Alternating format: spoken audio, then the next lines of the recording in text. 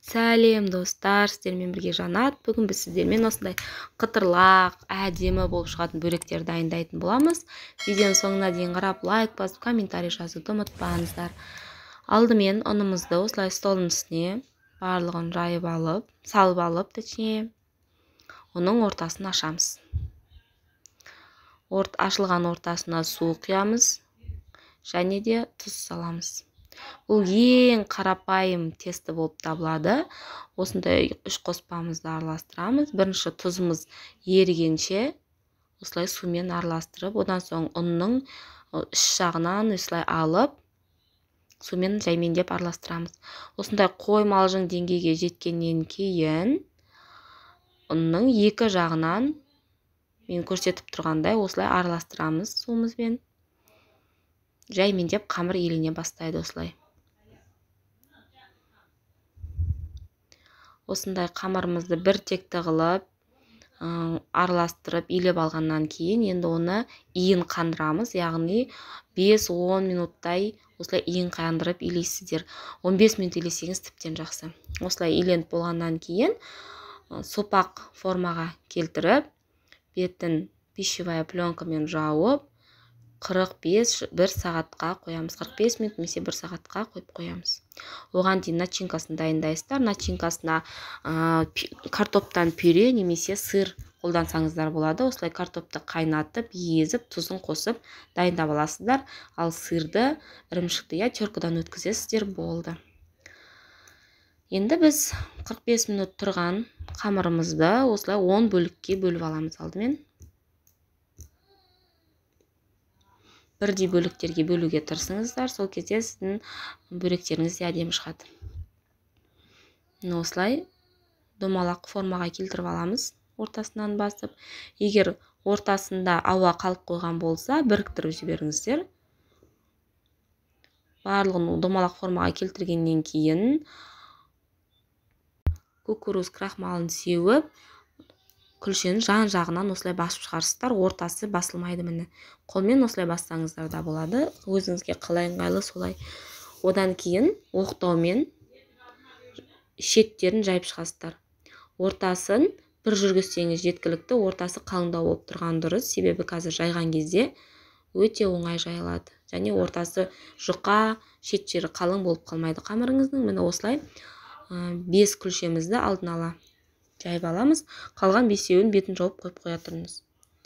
5 күлшемізді осындай 25-30 сантиметрге дейін жайып алғаннан кейін, барлығын мен көрсеткендей міне видеодағыдай оқтауға орайсыздар. Бірінші біреуін, одан кейін екіншісін осылай орап аласыздар оқтауға. Мұнда біз 5 қамырды бірден жаямыз.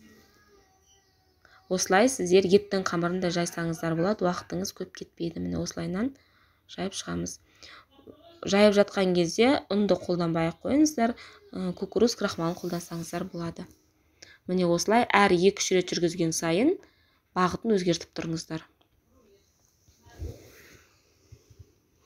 Келесі бетін осылай жайып шығамыз.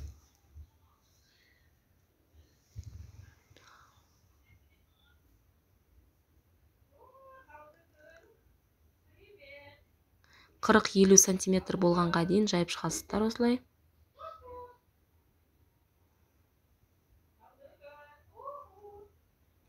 Бастапқы кезде арасына крахмалды себуден қорықпаңыздар, одан кейін сеппей қойғандарыңыз дұрыс. Осылай жайып болғаннан кейін 4 күлшені мен көрсеткендей қылып орап қойып қоясыздар бетін жауып. Соңғы күлшені алып қалып осылай өзіңіздің қалауыңызша 10 бөлікке, 8 бөлікке осылай бөліп шығыңыз, 3-1 қылып, және де ортасына шетіне, яғни салмасын саласыздар. Мен мұнда сыр салып жатырмын. Ораған кезде міне видеодағыдай 2 шетін орап, бірінші сосын сигара құсатып, аунатып шығасыз. Бұл бөректің аты осы сигара бөрек деп аталынады. Осылай барлық кескен ортасына салмасын салған бөректеріңіздің барлығын осылай орап шығасыз. Ең соңғы ұшын қалдырып қойыңыз, себебі қазір жабыстырған кезде су басып жабыстырамыз.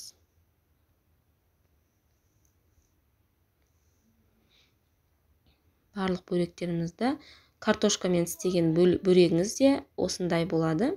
қазір оны да көрсетемін. Мұнда сырға ештеңе қоспайсыздар, тек қана сырды теркадан өткізесіздер. Одан соң мына ұшына барлығының суды кішкене тамшылатып осылай аунатасыздар, сонда бөректеріңіздің ұшы жабысып қалады. Одан соң тақтай, кез келген тақтайыңыз болсын, подносыңыз болсын, үстіне пищевая пленка жайып, осылайынан салып, мұздатқышқа бетін жауып салып қойсаңыз, сізде заготовка дайын.